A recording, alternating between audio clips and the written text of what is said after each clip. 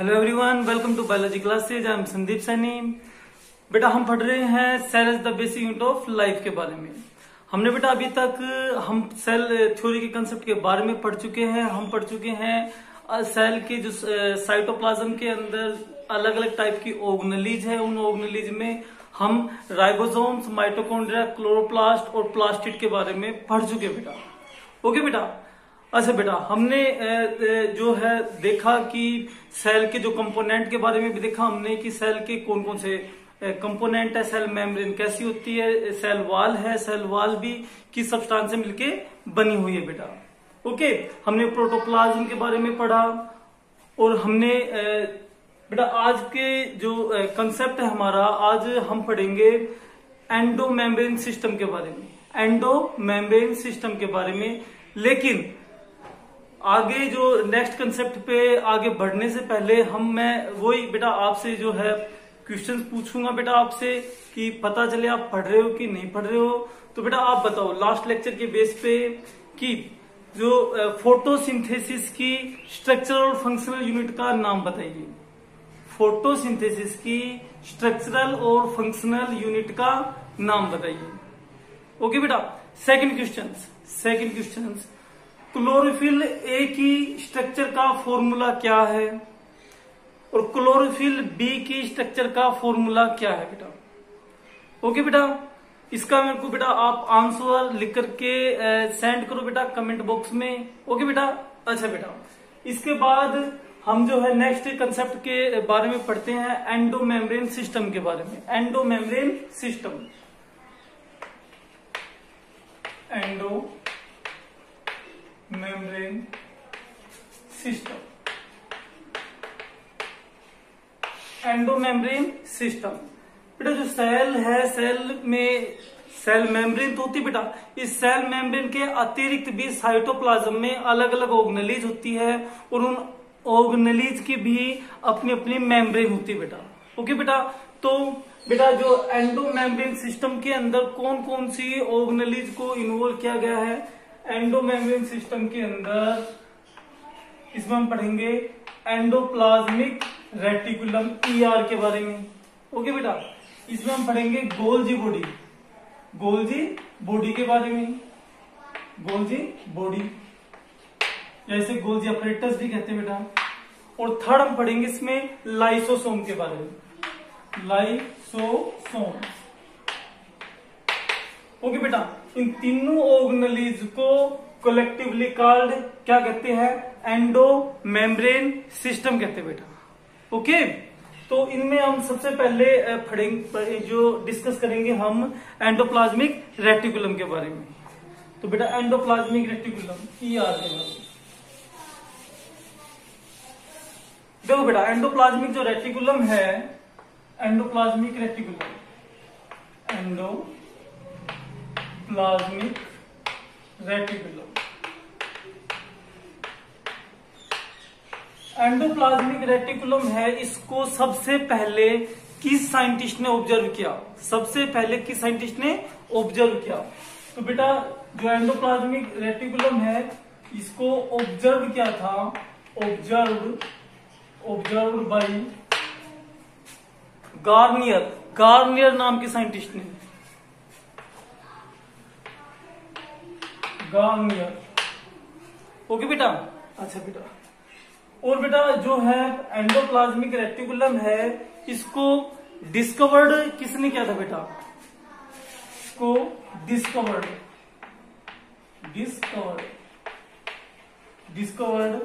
Bye porter. Okay बेटा। अब आप कहोगे सर ये ऑब्जर्व किसी और ने किया, डिस्कवर किसी और ने किया। हाँ बेटा, आपने वो एक मूवी का गाना सुना होगा ना आपने कि तुझे देखता कोई और है, पसंद किसी और की, है ना बेटा, है ना। तो पसंद किसी और की, तुझे देखता कोई और है, तुझे चाहता कोई और है, तुझे मानता कोई और है। तो बेटा इसी तरीके से इसी में भी जो बायो के अंदर, मेनली बेटा बायो के अंदर कोई भी जो भी है साइंटिस्ट है, ऑब्जर्व कोई और करता है, डिस्कवर्ड कोई और करता है, और बेटा टर्म कोई और देता है और नाम किसी और का आता है। मेनली बायो के अंदर ऐसे ही बेटा। तो सबसे पहले देखा तो किसने था बेटा, गार्नियर ने। ओके, अच्छा बेटा, लेकिन इलेक्ट्रॉन माइक्रोस्कोप से इसकी जो अल्ट्रा स्ट्रक्चर के बारे में बताया था, इसकी स्टडी की थी, वो किसने की थी, पोर्टर ने। तो इसलिए नाम दिया गया जो डिस्कवर्ड बाय पोर्टर। ओके बेटा, याद रखना है आपको। अच्छा बेटा, जो एंडोप्लाज्मिक रेटिकुलम है, एंडोप्लाज्मिक रेटिकुलम जो है ये कितने एलिमेंट से मिलकर बना है। एंडोप्लाज्मिक रेटिकुलम है ये मेड है कितने एलिमेंट से, 3 एलिमेंट से मेड है। 3 एलिमेंट या 3 कंपोनेंट भी कह सकते हो बेटा। जो फर्स्ट जो एलिमेंट है उसका नाम क्या है, सिस्टरनी। सिस्टरनी। सेकंड जो है बेटा इसके अंदर ट्यूब्यूल्स। ट्यूब्यूल्स। ट्यूब्यूल्स। और जो थर्ड बेटा वेसिकल्स या वेसाइकल्स बोलते ना, कैसिस्कल वेसिस्कल है ना बेटा। हाँ, तो वेसिस्कल यानी वेसाइकल्स जो है एंडोप्लाज्मिक रेटिकुलम है, ये मेड है कितने एलिमेंट से, 3 एलिमेंट से मिलकर बना हुआ है। First element cisternae, second element tubules और थर्ड वेसिकल्स या वेसाइकल्स। ओके बेटा, जो एंडोप्लाज्मिक रेटिकुलम है ये कितने टाइप्स का है। एंडोप्लाज्मिक रेटिकुलम 2 टाइप्स का है। 2 टाइप्स का है। कौन कौन सी 2 टाइप्स का है बेटा। एक जो टाइप है उसका नाम है RER। RER means rough endoplasmic reticulum. Rough endoplasmic reticulum. और सेकंड जो टाइप है उसका नाम क्या है, SER स्मूथ एंडोप्लाज्मिक रेटिकुलम। यहां तक आया बेटा समझ में। अभी इनमें हम डिफरेंसेस भी पढ़ेंगे कि क्या क्या डिफरेंसेस है, और डायग्रामेटिकली भी पढ़ेंगे, और उनके एलिमेंट्स को भी हम डायग्रामेटिकली शो करेंगे बेटा। फिलहाल बेटा यहां तक कंसेप्ट आपके समझ में आया। एंडोप्लाज्मिक रेटिकुलम को सबसे पहले देखा या ऑब्जर्व किया था किसने, गार्नियर ने किया था। लेकिन अल्ट्रा या हम कह सकते हैं इलेक्ट्रॉन माइक्रोस्कोप से इसकी स्टडी किस साइंटिस्ट ने की थी, पोर्टर ने। इसलिए इसकी डिस्कवरी का भी क्रेडिट किसको जाता है, पोर्टर को। और पोर्टर ने ही एंडोप्लाज्मिक रेटिकुलम टर्म को प्रपोज किया था बेटा। ओके बेटा, फिर हमने इसके 3 एलिमेंट्स और इसके 2 टाइप्स के बारे में देखा बेटा। अब देखते हैं बेटा कि एंडोप्लाज्मिक रेटिकुलम एक्चुअल में कहते किसे हैं।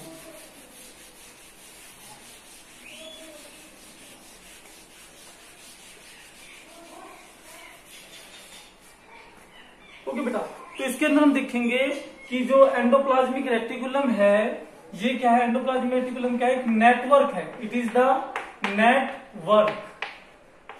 नेटवर्क ऑफ मेम्ब्रेन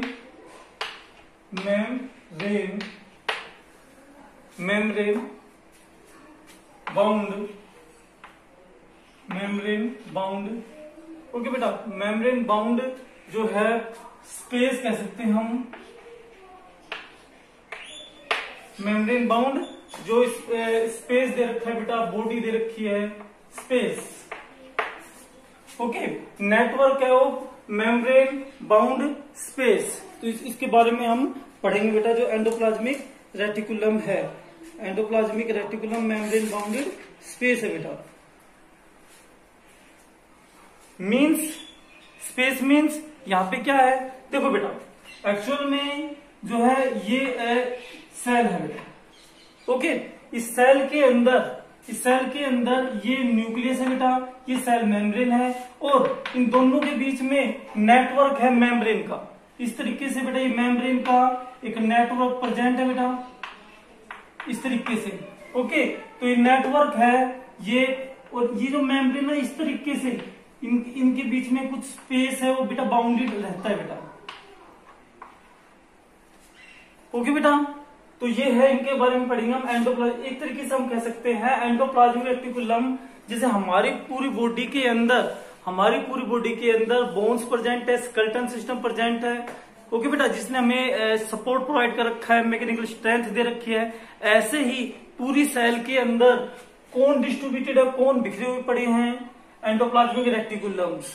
ओके बेटा, इनका एक नेटवर्क प्रेजेंट है और इसी वजह से ही एंडोप्लाज्मिक रेटिकुलम को स्केलेटन सिस्टम भी कहते हैं सेल का। एंडोप्लाज्मिक रेटिकुलम जो है इसको also called skeleton system, skeleton system of cell. Is it clear बेटा? आ रहा है यहां तक समझ में? देखो बेटा, इनमें आपको समझाते हैं बेटा कि देखो जनरली जो एंडोप्लाज्मिक रेटिकुलम है ये फैला हुआ है, एक्सटेंड्स फैला हुआ है। कहां से कहां एक्सटेंड है, कहां से कहां? From outer nuclear membrane, from outer nuclear membrane to cell membrane.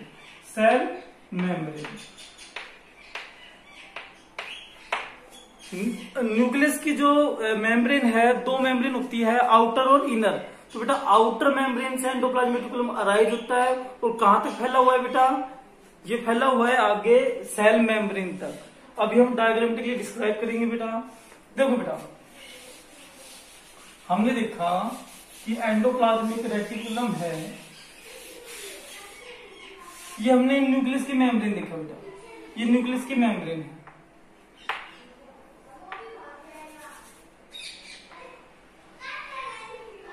Okay बेटा, इसको हम कहेंगे आउटर न्यूक्लियर मेम्ब्रेन और इसको हम कहेंगे इनर न्यूक्लियर मेम्ब्रेन। ओके बेटा, और दोनों मेम्ब्रेन है बेटा, दोनों मेम्ब्रेन में पोर प्रेजेंट होता है, न्यूक्लियर पोर प्रेजेंट होता है। ये न्यूक्लियर पोर प्रेजेंट है इनके बीच में, ये है न्यूक्लियर पोर बेटा। ओके बेटा, अब बेटा हम क्या देखेंगे? अब हमने देखा कि जो ये आउटर न्यूक्लियर मेम्ब्रेन है, इस आउटर न्यूक्लियर मेम्ब्रेन से अराइज हो रहे हैं कौन? और बेटा ये है, ये सेल मेम्ब्रेन, ये न्यूक्लियस की मेम्ब्रेन है, ये सेल मेम्ब्रेन है। तो एंडोप्लाज्मिक रेटिकुलम अराइज हो रहे कहां से? ये हो रहे बेटा आउटर न्यूक्लियर मेम्ब्रेन से, आउटर न्यूक्लियर मेम्ब्रेन से अराइज हो रहे। ओके बेटा, ये ब्रांच्ड भी हो सकते हैं बेटा, ये ब्रांच भी हो सकते हैं।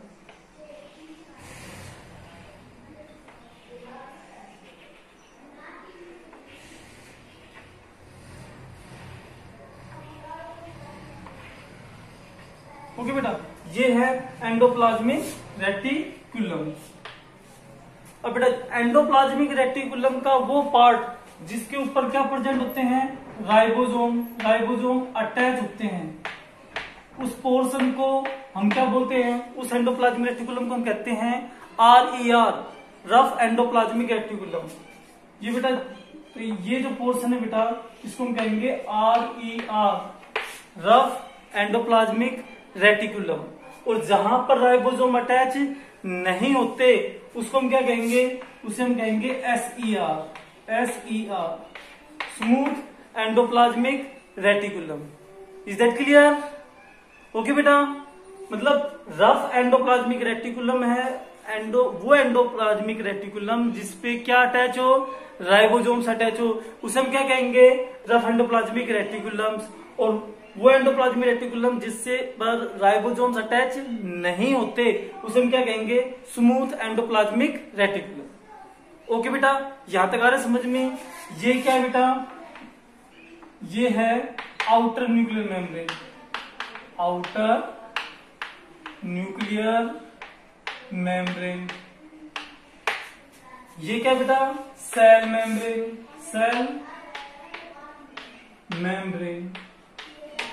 ये सेल मेम्ब्रेन है, ये आउटर न्यूक्लियर मेम्ब्रेन है। आ रहा है बेटा समझ में? और ये RER और ये SER है। ये चीज हमें पढ़ना है बेटा इनके बारे में।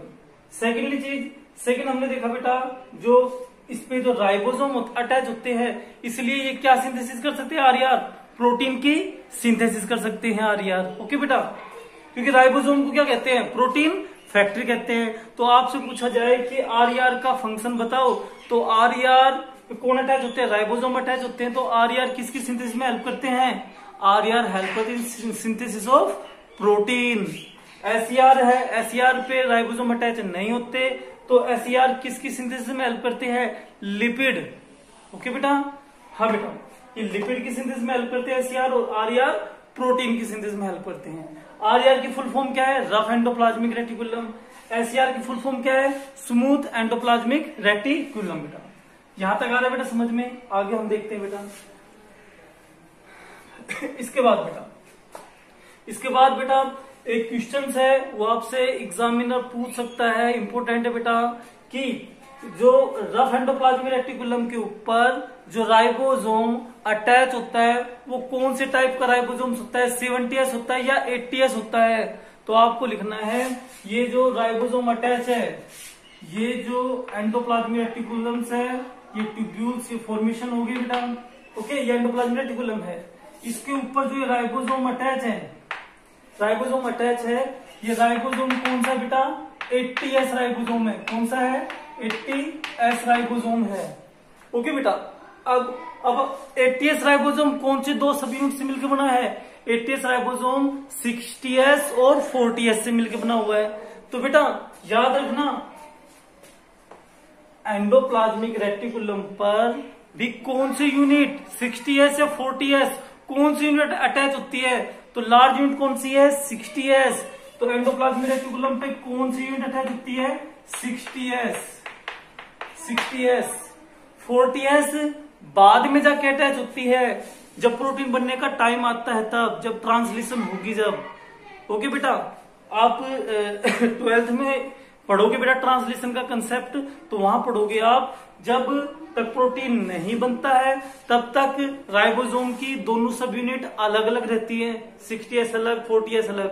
और जब प्रोटीन के बनने का जब टाइम आता है, तब वो दोनों आकर के एक दूसरे अटैच होती है। तो बेटा 60S अटैच रहता है, और जब प्रोटीन बनने का टाइम आता है, ट्रांसलेशन का टाइम आता है, तो मैसेंजर आरएनए जो होता है, मैसेंजर आरएनए है, ये जाकर के स्मॉल यूनिट से अटैच होता है, जिसका नाम क्या है? 40S है, और इसको किससे ला करके अटैच कर देगा? 60S से अटैच कर देगा बेटा। कब? प्रोटीन बनने के टाइमिंग पे। थोड़ा डिटेल कंसेप्ट है बेटा, मेनली 12 से बिलोंग कर रहा है। ओके बेटा, तो बोर मत होना। अच्छा बेटा, यहां तक आया समझ में? इसमें बेटा एक और मैं कंसेप्ट बताता हूं जो पीएमटी में पूछ लेते बेटा अक्सर। ओके, आपकी एनसीईआरटी बुक में नहीं दे रखा है।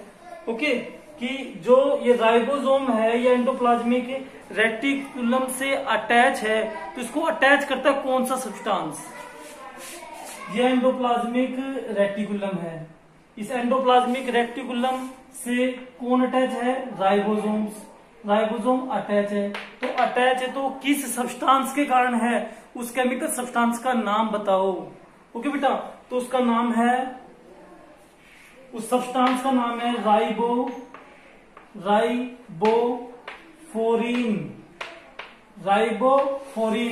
राइबोफोरिन नाम का सब्सटेंस राइबोसोम को एंडोप्लाज्मिक रेटिकुलम से क्या रखता है? अटैच रखता है। याद रखना बेटा ये चीज। ओके, राइबोफोरिन है, हेल्प करता है in attach to ribosome. Okay बेटा, ribosome to the endoplasmic reticulum से अटैच करने में हेल्प करता है बेटा। याद रखना बेटा। इसके बाद बेटा RER और SER में हमने डिफरेंस पता चल गया बेटा। RER की फुल फॉर्म बता देना, रफ एंडोप्लाज्मिक रेटिकुलम। SER की फुल फॉर्म बता देना, स्मूथ एंडोप्लाज्मिक रेटिकुलम। RER किसकी सिंथेसिस में हेल्प कर रहा है? प्रोटीन की सिंथेसिस में हेल्प कर रहा है। SER किसकी सिंथेसिस में हेल्प कर रहा है? लिपिड की सिंथेसिस में हेल्प कर रहा है। इसके साथ साथ SER वेसिकल्स की फॉर्मेशन में भी हेल्प करता है। SER गोल्जी बॉडी की फॉर्मेशन में भी हेल्प करता है। SER जो है स्टीरोइड्स, कोलेस्ट्रॉल, इनकी फॉर्मेशन में भी हेल्प करता है बेटा। आ रहे हैं तक समझ में? और बेटा जो सेल के अंदर टॉक्सिक सब्सटेंस इकट्ठे हो जाते हैं ना बेटा, उन टॉक्सिक सब्सटेंस को भी सेल से बाहर निकालने में, रिलीज करने में भी कौन हेल्प करता है? एसईआर। मतलब दो ही है जो टॉक्सिक सब्सटेंस को बाहर निकालते सेल से, एक पेरोक्सिसोम है और एक एसईआर है बेटा। ओके बेटा, याद रखना बेटा ये चीज आपको। और बेटा इसमें आगे आपको इनमें हम बेटा इनके एलिमेंट्स के बारे में देखते हैं। एंडोप्लाज्मिक रेटिकुलम है,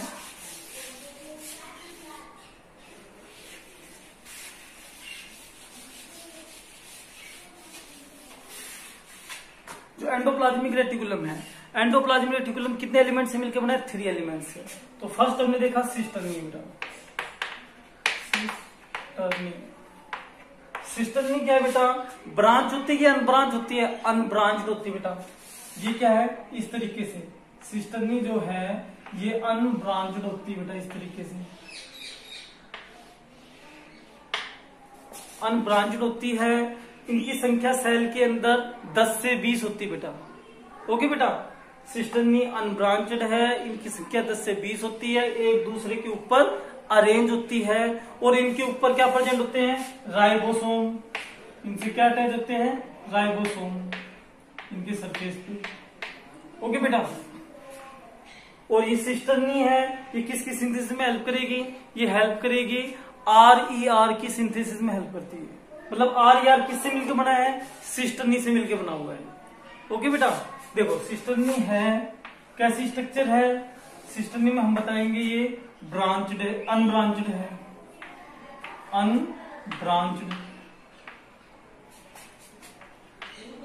अनब्रांच्ड स्ट्रक्चर है, अरेंज्ड है, अरेंज्ड वन अपॉन अनदर, एक दूसरे के ऊपर नीचे अरेंज है। ओके, इनसे ribosomes are attached, ribosomes are attached, इनसे राइबोसोम अटैच होते हैं। ओके बेटा,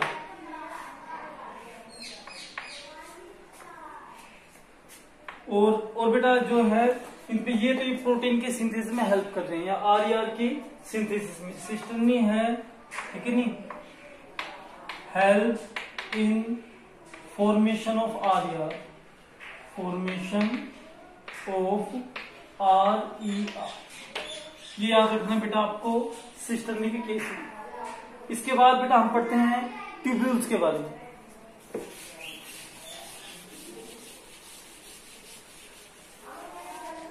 ट्यूब्यूल्स,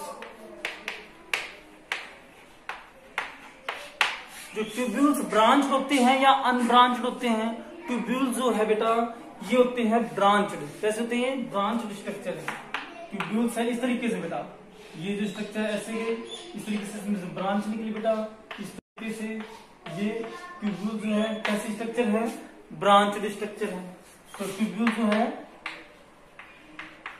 ब्रांच्ड स्ट्रक्चर है।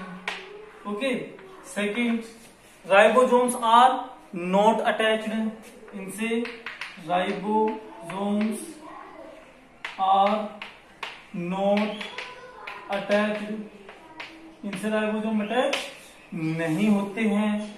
ओके बेटा, और ये कौन सा एंडोप्लाज्मिक रेटिकुलम की फॉर्मेशन में हेल्प करती हैं? ये करती है help in formation of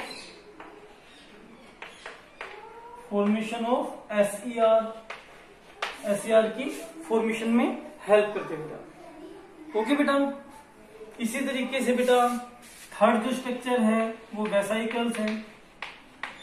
vesicles कैसे होते हैं बेटा? स्फेरिकल होते हैं, राउंडेड होते हैं, इस तरीके से। ओके बेटा, और जो स्फेरिकल्स है बेटा, जो है जो एसईआर है बेटा, एसईआर में यहाँ पर केमिकल की सिंथेसिस होती है, उस केमिकल की सिंथेसिस होगी ना बेटा, तो ये एसईआर है जो है यहां से थैली से अराइज होगी। यहाँ पे हम वेसिकल्स को एक प्रकार से थैली कह सकते हैं बेटा। ओके, एक थैली है और इस थैली में कुछ केमिकल स्टोर होता है, स्टोर होने के बाद यहाँ से डिटैच हो जाते हैं। इस तरीके से एसईआर की फॉर्मेशन होती है बेटा।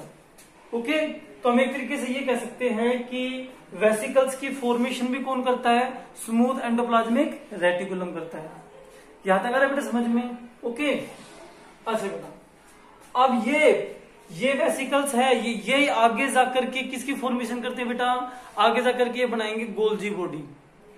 वो हम आगे गोल्जी बॉडी जब पढ़ेंगे वहां पर डिस्कस करेंगे बेटा। यहां तक आ रहे समझ में? इसके बाद हम फंक्शंस देखते हैं, एंडोप्लाज्मिक रेटिकुलम के क्या क्या फंक्शन है।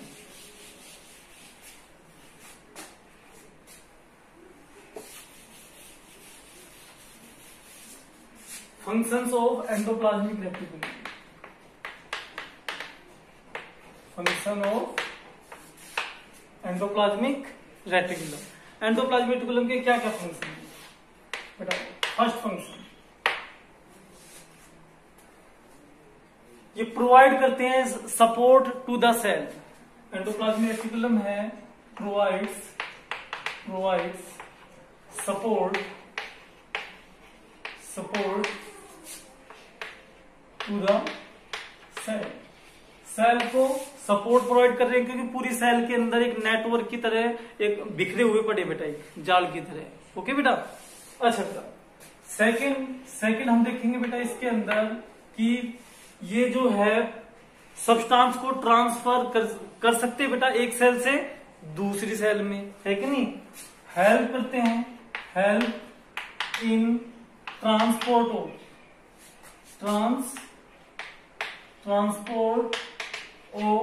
Substance from one cell to another cell, one cell to another cell. Third function क्या है बेटा?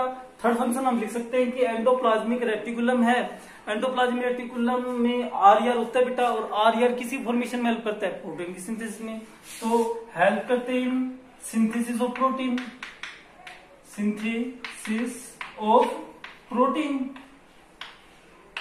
Protein bye RER. ओके बेटा, इनके अंदर क्या पाया जाता है? Smooth endoplasmic reticulum. तो स्मूथ एंडोप्लाज्मिक रेटिकुलम किसकी सिंथेसिस में हेल्प करते हैं? लिपिड की में। ओके बेटा, तो हेल्प करते हैं synthesis of lipid, steroids, cholesterol, आगे कह सकते हैं बाय SER। ओके, और हमने पढ़ा था कि जो SER है ये वेसाइकल्स की फॉर्मेशन में भी हेल्प करता है। तो जो भी है हेल्प इन फॉर्मेशन ऑफ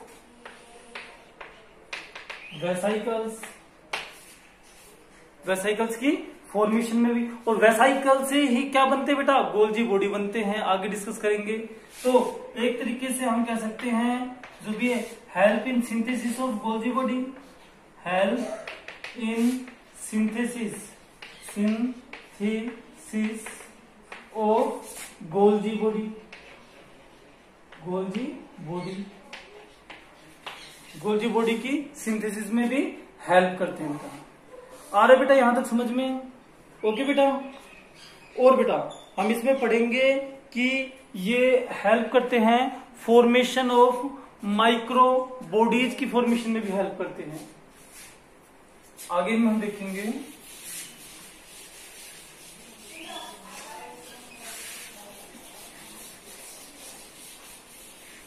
जो एंडोप्लाज्मिक रेटिकुलम है ये किसकी सिंथेसिस में भी हेल्प करते हैं? Help in synthesis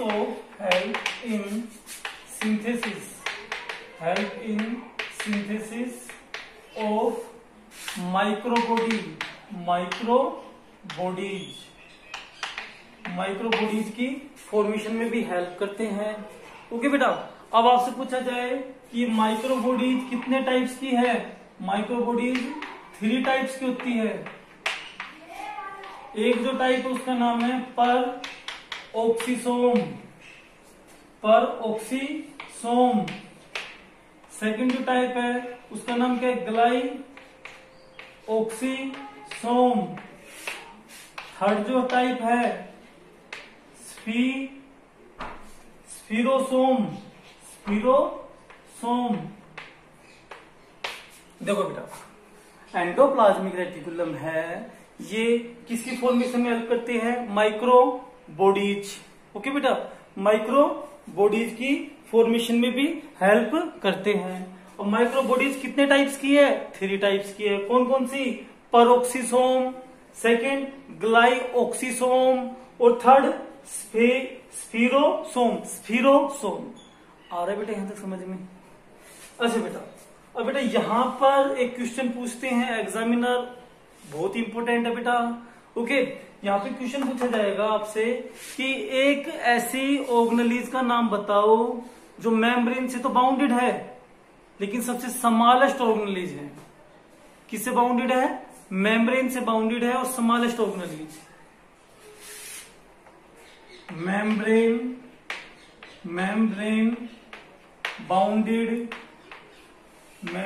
bounded smallest organelles. Membrane bounded smallest organelles का नाम बताओ। तो बेटा आप बताना, जो उस ऑर्गेनेलिज का नाम है बेटा माइक्रोबॉडी। माइक्रोबॉडी है, ये क्या है, सबसे स्मॉलेस्ट ऑर्गेनेलिज है जो मेम्ब्रेन बाउंडेड है। विदाउट मेम्ब्रेन बाउंडेड पूछे तो आप क्या बताओगे, राइबोसोम के बारे में। किसके बारे में, राइबोसोम के बारे में। लेकिन ये पूछे सिंगल मेम्ब्रेन बाउंडेड ऑर्गेनेलिज का नाम बताओ जो सबसे स्मॉलेस्ट है, तो क्या बताओगे, माइक्रोबॉडी। और यदि ऑप्शंस में माइक्रोबॉडी नहीं दे रखा है तो फिर बेटा आप लाइसोसोम क्या पता करके आना बेटा, लाइसोसोम। आ रहा है बेटा यहां तक समझ में? लेकिन यदि माइक्रोबॉडी दे रखा है और लाइसोसोम भी दे रखा है तो माइक्रोबॉडी पे लगा के आना, क्योंकि बेटा लाइसोसोम है, इसकी जो शेप चेंज होती रहती है। ओके, आगे हम पढ़ेंगे लाइसोसोम के बारे में, primary lysosome, secondary, tertiary. Okay बेटा, तो जो लाइसोसोम है इसकी स्ट्रक्चर शेप है, चेंज होती रहती है, तो इसका आकार भी चेंज होता रहता है। तो बेटा जो है माइक्रोबॉडी दे रखा हो तो हम लाइसोसोम पे टिक नहीं लगा के आएंगे, माइक्रोबॉडी पे ही। लेकिन माइक्रोबॉडी नहीं दे रखा है तो फिर हमारे ऑर्गेनेलिज क्या है, लाइसोसोम है। ओके बेटा, याद रखना। ओके, वेरी गुड बेटा। अच्छा, और हमारी सेल के अंदर टॉक्सिक सब्सटेंस जमा हो जाए तो उन टॉक्सिक सब्सटेंस को सेल से रिमूव करने का काम कौन करता है, एक तो पेरोक्सीसोम करते हैं और दूसरा SER करते हैं। ओके बेटा, याद रखना है आपको। अच्छा, तो बेटा ये हमने पढ़ा एंडोप्लाज्मिक रेटिकुलम के बारे में। एक बार बेटा क्विक रिवाइज करते हैं। ओके बेटा, हाँ देखो बेटा, जो है आज हम क्या पढ़ रहे थे आज हम पढ़ रहे थे एंडोमेम्ब्रेन सिस्टम के बारे में। अब एंडोमेम्ब्रेन सिस्टम क्या होता है, एंडोमेम्ब्रेन सिस्टम में मतलब सेल है, सेल के साइटोप्लाज्म के अंदर भी कुछ ऑर्गेनेलिज है। ओके, वो ऑर्गेनेलिज है, उन ऑर्गेनेलिज को इकट्ठे रूप से क्या बोलेंगे, एंडोमेम्ब्रेन सिस्टम बोलेंगे। अब एंडोमेम्ब्रेन सिस्टम में कौन कौन सी ऑर्गेनेलिज इन्वॉल्व होती है, इसके अंदर इन्वॉल्व होती है एंडोप्लाज्मिक रेटिकुलम, गोल्जी बॉडी और लाइसोसोम। तो आज की क्लास में हमने किसके बारे में पढ़ा, एंडोप्लाज्मिक रेटिकुलम के बारे में पढ़ा। एंडोप्लाज्मिक रेटिकुलम है, इसको सबसे पहले ऑब्जर्व किस साइंटिस्ट ने किया था, गार्नियर ने किया था। ओके बेटा, लेकिन इलेक्ट्रॉन माइक्रोस्कोप से ओके जो है इसकी स्ट्रक्चर के बारे में जो भी स्टडी किसने की थी, जिससे उस वजह से डिस्कवरी का नाम दिया गया। तो एंडोप्लाज्मिक रेटिकुलम की डिस्कवरी सबसे पहले किसने की, पोर्टर ने की। पोर्टर ने ही एंडोप्लाज्मिक रेटिकुलम टर्म प्रपोज की थी। क्लियर बेटा, is that clear, really very good बेटा। अच्छा बेटा, ये चीजें होने के बाद फिर हमने देखा एंडोप्लाज्मिक रेटिकुलम कितने एलिमेंट से मिलकर बना है, 3 एलिमेंट से मिलकर बना है। कौन कौन से 3 एलिमेंट से मिलकर बना है, cisternae, okay, tubules, vesicles. Endoplasmic reticulum कितने टाइप्स का है? 2 टाइप्स का है। कौन कौन से? RER और SER। यहां तक आ रहा है बेटा समझ में? अच्छा, एंडोप्लाज्मिक रेटिकुलम होता क्या है? एंडोप्लाज्मिक रेटिकुलम एक नेटवर्क है मेम्ब्रेन का, नेटवर्क है एक मेम्ब्रेन का, और जो पूरे साइटोप्लाज्म के अंदर बिखरा हुआ है सेल के अंदर। ओके बेटा, कहां से कहां तक? ये आउटर न्यूक्लियर मेम्ब्रेन से तो अराइज होता है, एक्सटेंड होता है, और कहां तक जाता है? ये जाता है सेल मेम्ब्रेन तक। आ रहा है बेटा यहां तक समझ में? फिर हमने देखा जो सिस्टर्नी होती है, सिस्टर्नी अनब्रांच होती है, इनके ऊपर राइबोसोम अटैच होते हैं। ओके बेटा, ये होने के बाद, और ये क्या है? एक दूसरे के ऊपर अरेंज होती हैं। ट्यूब्यूल्स है, ट्यूब्यूल्स ब्रांचड होते हैं, इन पे राइबोसोम अटैच नहीं होते। ओके, अच्छा बेटा, RER कौन से एलिमेंट से मिलकर बना है? RER बना हुआ है सिस्टर्नी से। SER कौन से एलिमेंट से मिलकर बना है? ये ट्यूब्यूल से मिलकर बना हुआ है। ओके बेटा, अच्छा जी। और वेसिकल्स क्या होते हैं? ये स्फेरिकल स्ट्रक्चर होते हैं। ओके, अच्छा बेटा, फिर इसके बाद हमने पढ़ा RER और SER में डिफरेंस बताओ। RER की फुल फॉर्म क्या है? Rough endoplasmic reticulum. SER की फुल फॉर्म क्या है? Smooth endoplasmic reticulum. ओके बेटा, RER से क्या अटैच होते हैं? राइबोसोम्स। SER पे राइबोसोम प्रेजेंट नहीं होते। 2 डिफरेंस। थर्ड डिफरेंस, RER किसकी सिंथेसिस में हेल्प करते हैं? प्रोटीन की सिंथेसिस में हेल्प करते हैं। ओके बेटा, वो प्रोटीन का एक्सपोर्ट भी करते हैं। लेकिन SER है, ये किसकी सिंथेसिस में हेल्प करते हैं? लिपिड की सिंथेसिस में हेल्प करते हैं, कोलेस्ट्रॉल की सिंथेसिस में हेल्प करते हैं, स्टीरॉइड की सिंथेसिस में हेल्प करते हैं। और SER ही बेटा आगे जाकर के जो वे वेसिकल्स की फॉर्मेशन करते हैं, गोल्जी बॉडी की फॉर्मेशन करते हैं। और SER ही जो सेल के अंदर कोई टॉक्सिक सब्सटेंस इकट्ठे हो जाए तो उनको सेल से बाहर रिलीज करते हैं। ओके बेटा, यही ही RER और SER के फंक्शन इन्वॉल्व करके हमने लिख दिया एंडोप्लाज्मिक रेटिकुलम के फंक्शन बताओ। ओके बेटा, आ रहा है समझ में? ओके, श्योर ना बेटा?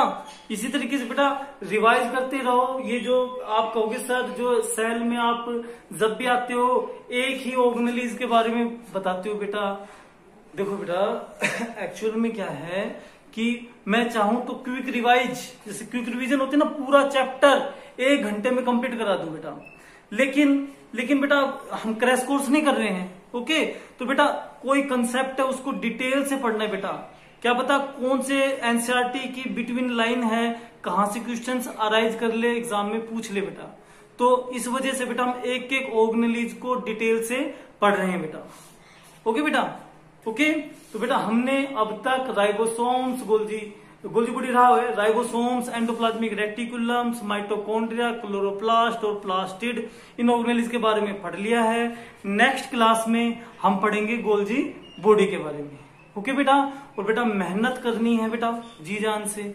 ओके, हाँ, किसी ने कहा है ना कि रंग से रंगने वाले तस्वीर बदल देते हैं, कमान से निकले हर तीर बदल देते हैं, अरे तुझसे अपने 2 आंसू ना बदले गए, बदलने वाले तो तकदीर बदल देते हैं। ओके बेटा, मेहनत करते रहो, पढ़ते रहो, बेस्ट ऑफ लक।